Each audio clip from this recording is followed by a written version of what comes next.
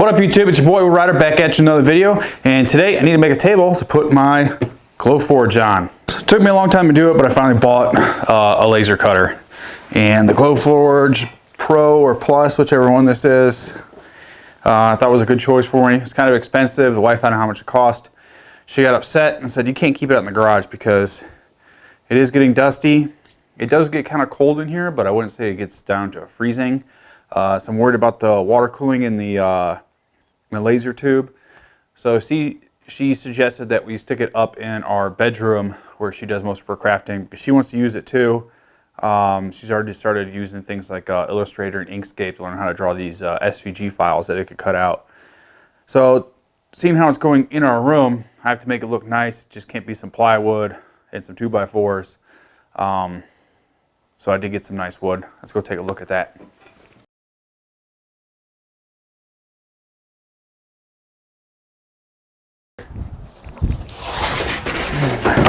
And the nicest sheet of oak plywood that I could find in Lowe's. Nice solid core in it.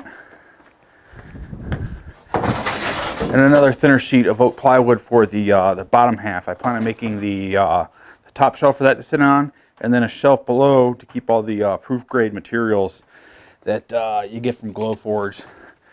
They're this big. So I thought it'd be good to actually store the material up there. Bought some other junk too. Something I was just thinking about is none of the furniture in our bedroom is light colored like this. It's all dark. So I gotta like stain oak, which I don't like doing. I like to put a little oil on there, make that grain pop, but do not like doing stain. But I gotta make it match. So I need to do some, get some my clipboard here. Oh, probably need a new piece of paper too. Do some quick drawings to figure out how we're going to do this. And the footprint that this will take up is 37 inches by 21. I measured it a little earlier. That's how big it's going to be. This thing is a big thing. You should have seen the box it came in to keep it protected. It's hiding up there. You have to keep this giant box if you want any warranty work done with Glowforge. So you have to mail it back in that box. Otherwise, they will not do warranty work for you. And for the investment that I put into it, I hope to not have any warranty issues. But I kept that giant box.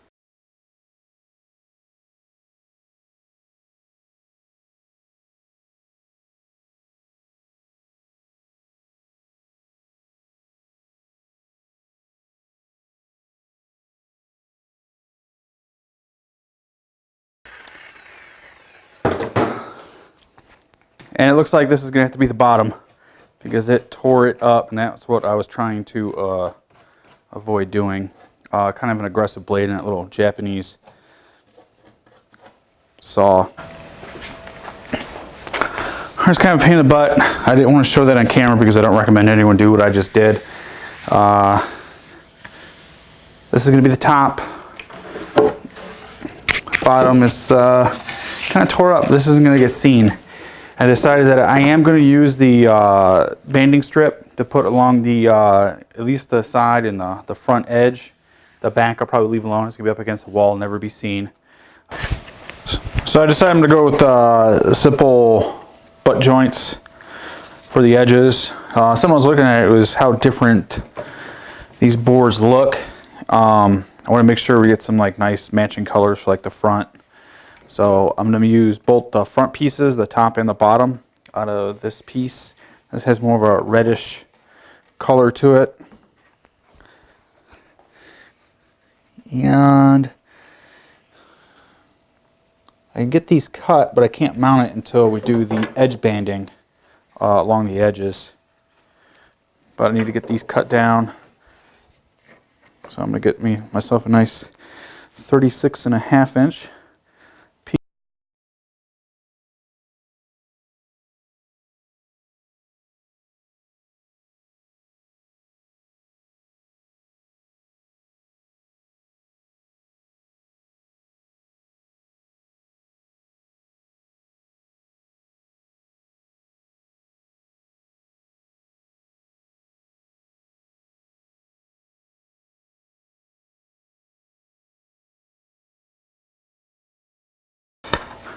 Nice and square on both ends. So I'm gonna cut all the top pieces out.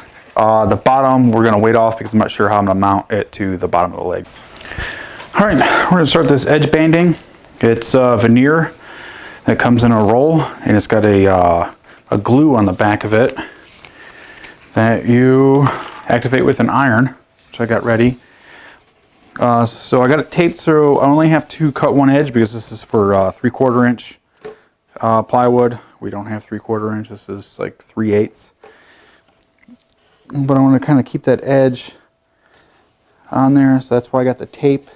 But I'm not going to run the iron over the tape because I don't want to get the adhesive from the tape soaked into the wood. This is like super simple. You'll see people use some kind of like construction paper or parchment paper in between. I don't do that. There shouldn't be any steam in this. Emptied all the water out. No, we're gonna steam anyways. I thought I got all the water out.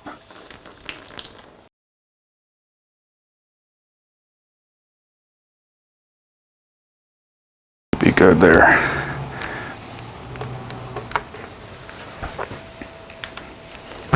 So I'm going around the tape, making sure my edges meet. And we're just going to use like a box knife to cut that excess on the other side that you can't see.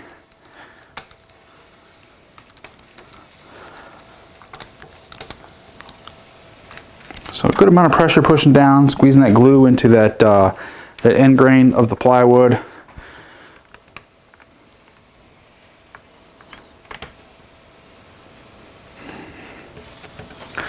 I'm going to take the tape off here.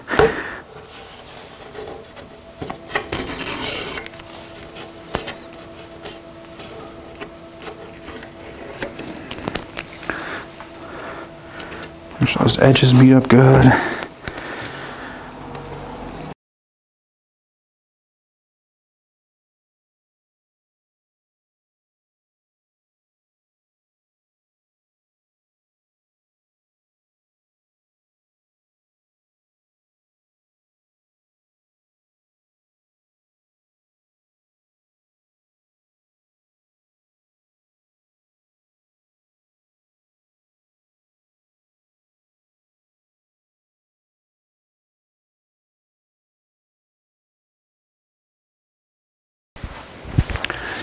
That should be better.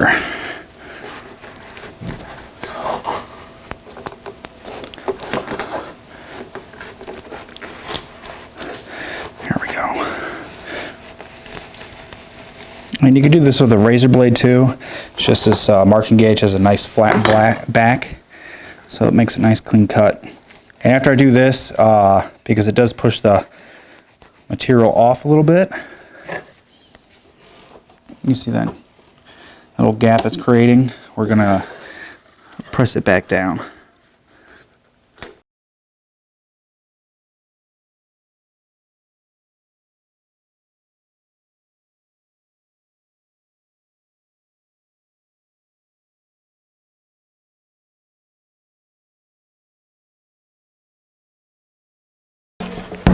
And that's what the edge banding looks like. And you can see we got a little bit of a void right here where the plywood isn't touching. Let's go to the other side. This will be the top piece. And then with a little bit of sanding, it blends in really well, and you won't even be able to tell it's this plywood. This edge banding stuff. I'm glad I learned about this because it works very well. So I'm gonna do this side, other side, and then maybe we'll mount the skirts. We'll see. Got all the edge banding done. It turned out okay. Something to think about is I cut these the exact length of the width of this board. It was before the edge banding, so now I got like a 1/16 of an inch. But it's gonna look all right. It is email day today, Black Friday and all. All right, so I'm gonna lay some glue down on here, clamp it, flip it, and then I got some like 1¼ inch pin nails. I'm gonna drive through the top here. Shouldn't be able to see them because it should be covered up by the laser cutter.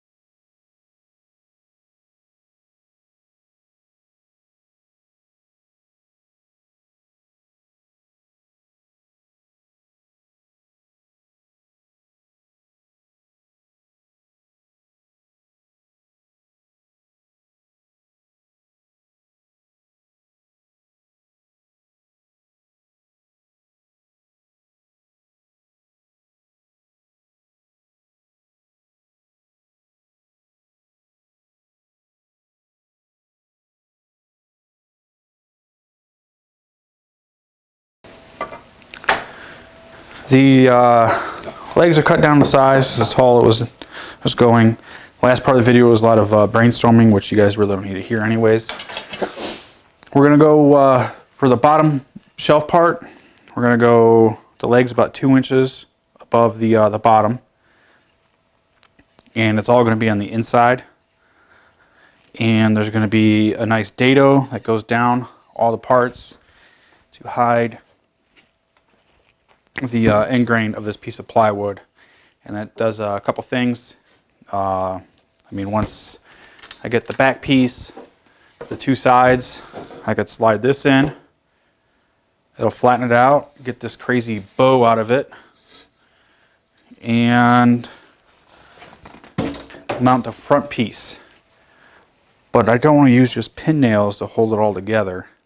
So I got to figure out, and I talked about doing some mortises, maybe right in the center. But then it's going to be difficult to get a dado in there. If I did mortises where it was right in the center, it would look really good, but just keeping this simple. I'm going to cut down some pieces to fit in the inside. I got that red piece, that redder piece to match the front here ready. That'll be the first piece I cut. And then we'll do some dados on the table saw. This is a piece of scrap piece that's cracked. We're not using that.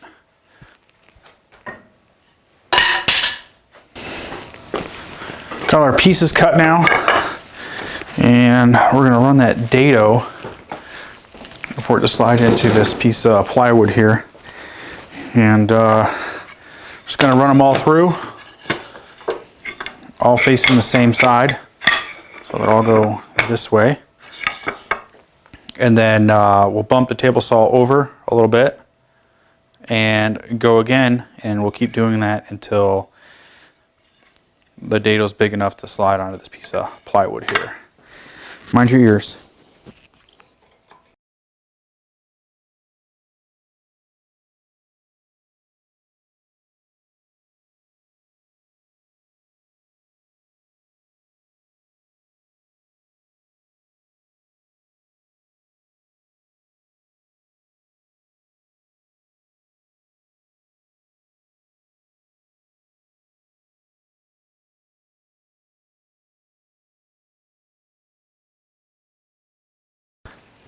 All right, all the pieces now should slide out. I got a little bit of wiggle room there, so it isn't so hard to put together, and you can expand and retract with the weather.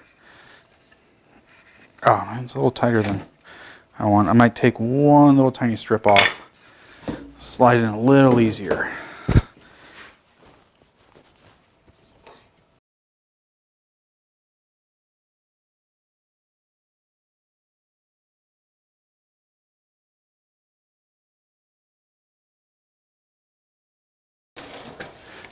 Yeah, that's good. Slides much better. All right, let's mount these to the legs. Got to get everything squared up first.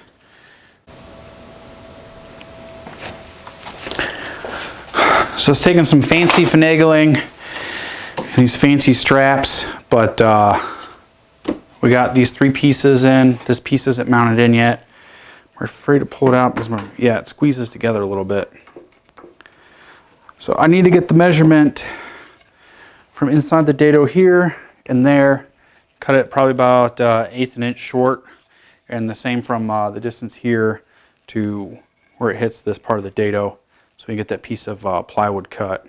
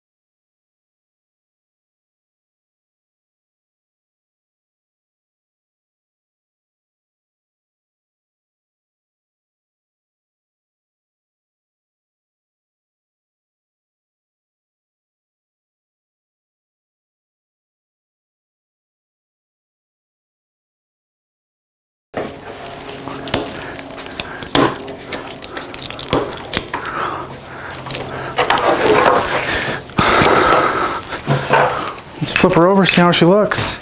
See how level it is. It's probably a little wobbly. And shave down one of the legs.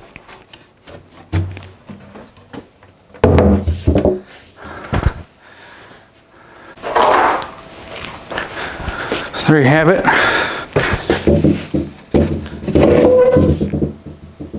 Oh, there's like the tiniest little bit of wobble. So one of these legs is bigger than the rest. But on the carpet, that's not going to do anything. Nice and sturdy. To secure the legs, I did use some brass screws. 2 through this side, 1 through there that goes between the two. I did break off one of them in the back because they are brass. And I gave it one too many ugga-duggas. Oh, I got a good splinter too. I think it'll be good for proof grade materials. Just go down there on the bottom shelf where the cats will hang out down there. Who knows? But a little bit of sanding, some stain, and this will be done. This will be the first test.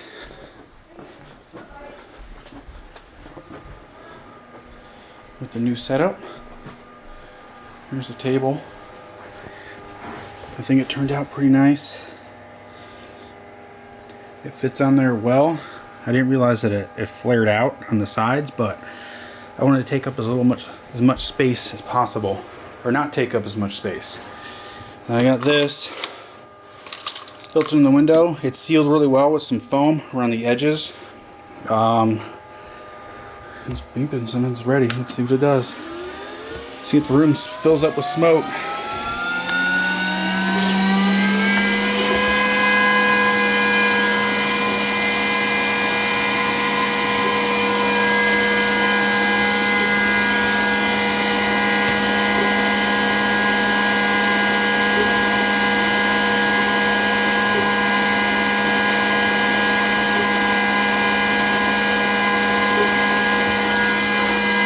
Actually, I'm going to stop this because I don't think it's doing anything. Well, as you can probably tell, Glowforge isn't something you want to use while you're sleeping, because it is quite loud. But it is working. I don't know how well you can see those puffs of smoke coming off of it. I don't smell anything in the room. It's all going out the window just fine.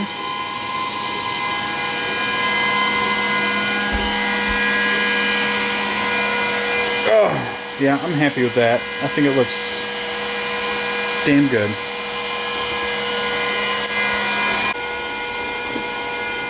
That's it for this video. I appreciate you watching. If you liked it, give it a thumbs up. If you didn't, give it a thumbs down. Let me know what you thought in the comments below, and I'll see you next time.